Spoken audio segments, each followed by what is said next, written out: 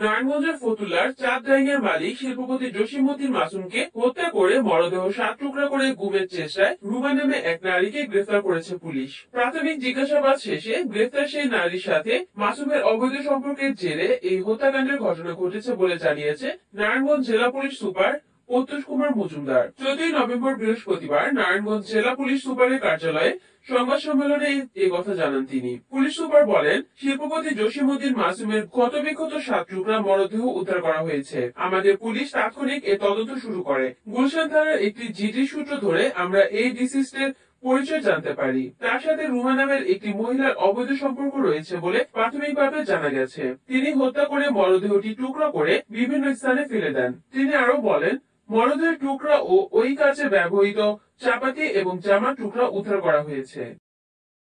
গতকাল ক্ষতবিক্ষত 7 টুকরা লাশ উদ্ধার হয়।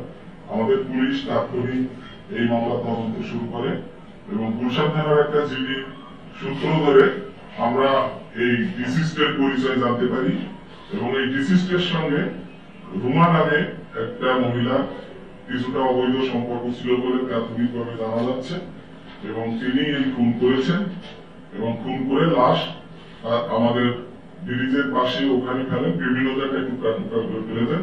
আমরা লাশের টুকরাগুলো উদ্ধার করেছি। পাশাপাশি আমাদের তদন্তকারী দল এর সাথে জড়িত যে চাপাতি জামার অংশ সবকিছু আমরা উদ্ধার করেছি।